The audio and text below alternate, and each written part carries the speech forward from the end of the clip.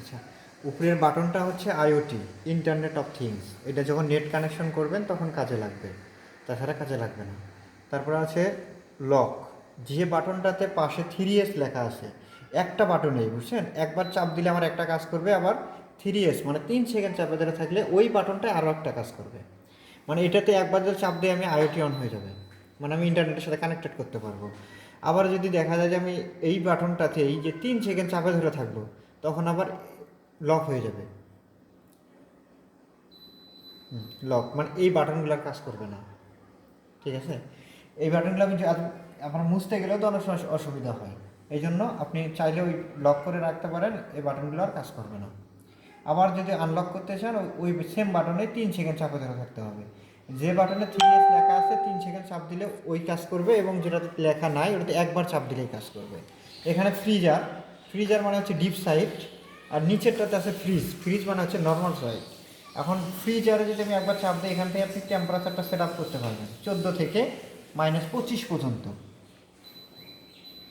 আমাদের স্ট্যান্ডার্ড 18, কিন্তু মনে যদি হয় আপনার যে 18 আমার কম ঠান্ডা হচ্ছে, আমি ঠান্ডা বাড়াবো, তাহলে 19, 20, 21, 22 এইভাবে আপনি বাড়াতে পারবেন। আবার যদি ঠান্ডা কমাতে চান 17, 16, 15, 14 এইভাবে আপনি কমাতে পারবেন। এখানে চাপলেই কমবে এবং বাড়বে। তবে আমাদের স্ট্যান্ডার্ড মাপ হচ্ছে 18, 18তে রাখলেই এনাফ। তারপরে আছে টার্বো, ওই সেম বাটনেই আছে টার্বো। এটা যদি 3 সেকেন্ড চাপে ধরে থাকেন তাহলে টার্বো মুডটা চালু হয়ে যাবে। এখন টার্বো মুডের কাজ কী, যেমন আমাদের এখানে 18তে সেট আপ দেওয়া আছে। যদি আপনার ফ্রিজটা নর্মালি চলে, ধরেন 1.5 ঘন্টা সময় লাগবে বা আমার 2 ঘন্টা সময় লাগবে 18তে আসতে, কারণ এখন তো আছে +7, এটা মাইনাসে যাবে, মাইনাস থেকে -18তে যাবে আস্তে আস্তে। তো আপনি যদি টার্বো মুডটা অন করে রাখেন, তাহলে কম্প্রেসরটাকে হাই স্পিডে চালিয়ে আপনাকে দ্রুত ঠান্ডাটা নিয়ে এসে দেবে। ওইটাতে যদি 2 ঘন্টায় আসে, এটাতে হয়তো বা 1.5 ঘন্টার ভিতরে সে অ্যাচিভ করে দেবে আপনার যে টার্গেটটা দেওয়া আছে। এটাই হচ্ছে টার্বোর কাজ, দ্রুত ঠান্ডা নিয়ে আসা। তবে আপনার এখানে যেটা সেট আপ করা থাকবে, এই মাত্রায় টেম্পারেচারটা আসার সাথে সাথে সে স্বাভাবিক মুডে চলে যাবে। এটাই হচ্ছে টার্বোর কাজ। তারপরে আসা হচ্ছে ফ্রিজ। ফ্রিজে যদি আমি একবার চাপ দিই 1 থেকে 8 পর্যন্ত এটা সেট আপ করা যাবে। একটা জিনিস মনে রাখতে হবে, সংখ্যা যত কম ঠান্ডা তত বেশি। যেমন মাইনাসে চলে গেলে জমে যাচ্ছে, এখানেও ঠিক সেম, ঠান্ডা যখন সংখ্যা কম হবে ঠান্ডা তখন বেশি হবে। এখানে তাহলে 1 মানে কিন্তু সর্বোচ্চ ঠান্ডা নর্মালি, আর যদি 8 দেয়, 8 মানে হচ্ছে সবচেয়ে কম ঠান্ডা। আমাদের স্ট্যান্ডার্ড মাপ হচ্ছে 3 কিংবা 4-এ আপনি রাখতে পারবেন। যদি আপনার 3-এ রেখেও যদি মনে হয় ঠান্ডা কম হচ্ছে, আপনি 2-এ দিতে পারবেন, তাহলে আরও একটু ঠান্ডা বাড়বে, 1-এ দিলে আরও বাড়বে। কিন্তু যদি মনে হয় যে বেশি হচ্ছে ঠান্ডা, তাহলে আপনি পর্যায়ক্রমে সংখ্যা বাড়িয়ে দেবেন, ঠান্ডা কমে যাবে। তারপরে এখানে আছে সেম বাটনে হলিডে। হলিডেতে যদি আপনি 3 সেকেন্ড চাপা ধরে থাকেন, আপনার নর্মালটা বন্ধ হয়ে যাবে। এখানে দেখুন কোনো টেম্পারেচার শো করবে না, H-H লেখা উঠবে, মানে আপনার নর্মালটা শো করবে না, মানে টেম্পারেচার শো করবে না, টেম্পারেচার যাবেও না, মানে পুরো নর্মাল সেটা বন্ধ। এতে আপনার যদি খাবার নর্মালে যদি কোনো খাবার রাখেন, সেক্ষেত্রে কিন্তু খাবার গলে যেতে পারে। যদি খাবার থাকে তাহলে বন্ধ রাখার দরকার নাই, যদি নর্মালের প্রয়োজন না থাকে আপনি হলিডে মুড করে বন্ধ করে রাখতে পারেন। আবার যদি অন করতে চান, এই ঠিক 3 সেকেন্ড হলিডে মুডে এখানে ধরে থাকবেন 3 সেকেন্ড, তাতে টেম্পারেচার শো করবে যে এখন আমার অন আছে। যদি অন থাকে তখন এখানে টেম্পারেচার শো করবে, যদি অফ থাকে তাহলে এখানে -H লেখাটা উঠবে। তারপরে আছে সুপার। সুপারের চাপ দিলেই আপনার অফ হয়ে যাবে না?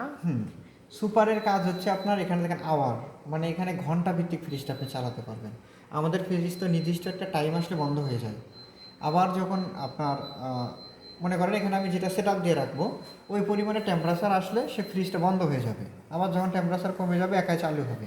কিন্তু আপনার বাসায় ধরেন অতিরিক্ত মাংস রাখা আছে, মাছ মাংস, বা আপনার বাসায় অনুষ্ঠান, যে কোনো কারণে মনে করেন আপনার ফ্রিজটা অতিরিক্ত সময় চালানো প্রয়োজন, যে আমার অনেক ঠান্ডার দরকার, তখন আপনি চাইলে এখানে ঘন্টা ভিত্তিক চালিয়ে দিতে পারবেন, ঠিক আছে। মনে করেন এখানে 17 ঘন্টা দিলাম, আপনি 1 ঘন্টা থেকে 48 ঘন্টা পর্যন্ত সেট আপ দিতে পারবেন। তো 17 ঘন্টা ফ্রিজটা চলতেই থাকবে, ফ্রিজটা আর বন্ধ হবে না, কারেন্ট যদি না যায়। মানে ও টেম্পারেচার দেখবে না কত হচ্ছে, ও দেখবে আমার ঘন্টা, যে আমি 17 ঘন্টা আমাকে সেট আপ দিয়ে রাখছে। এটা দিলেই সুপার, সুপার। সুপারে ঘন্টা ভিত্তিক চলবে, এখানে চাপ দিলে দেখবেন এখানে আওয়ার লেখা চলে আসবে, এই স্যার সংক্ষেপে লেখা আছে এই স্যার। তো তারপরে আছে ইকো।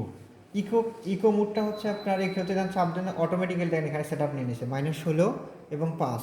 আমাদের স্ট্যান্ডার্ড কিন্তু -18, নর্মালি হচ্ছে 3 কিংবা 4। তার মানে দুটাতে কিন্তু ঠান্ডা কম হচ্ছে। 16 এটা 5 মানে ঠান্ডা কম হচ্ছে। তো যদি আপনার কম খাবার থাকে, আপনি ইকো মোডে যদি আপনার খাবার ভালো থাকে চালাতে পারবেন, কোনো সমস্যা নেই। কিন্তু যদি বেশি খাবার থাকে, হয়তো বা ওই খাবারটাকে সে সংরক্ষণ করতে পারবে, কিন্তু নতুন করে কোনো খাবার রাখলে সেটা জমতে সময় লাগবে।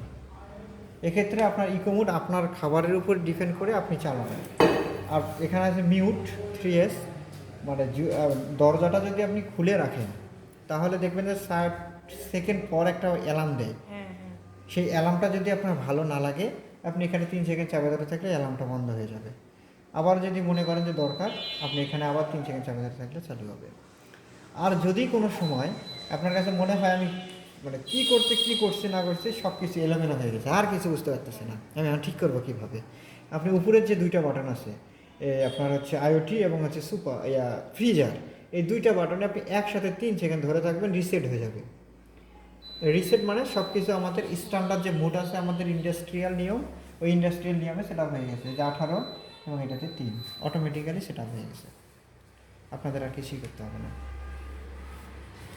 তারপরে যদি আপনাদের কোনোটা বুঝতে সমস্যা হয় বা মনে হয় যে এটা বোঝা দরকার, আমাকে কোশ্চেন করতে পারেন। আর দরজা খোলা রাখলে এখানে লাল একটা চিহ্ন থাকবে, মানে দরজা ওপেন আছে, সে সিগন্যাল দিয়ে বোঝাবে। এরপরেও যদি আপনার কোনো কোশ্চেন থাকে যে ভাই এটা বুঝিয়ে নিই, আমি আপনাকে বুঝিয়ে দিচ্ছি। এই দুটা তো আপনার ওই যে বাতি জ্বলতেইছে তো অফ করে, আলোটা। শেষ।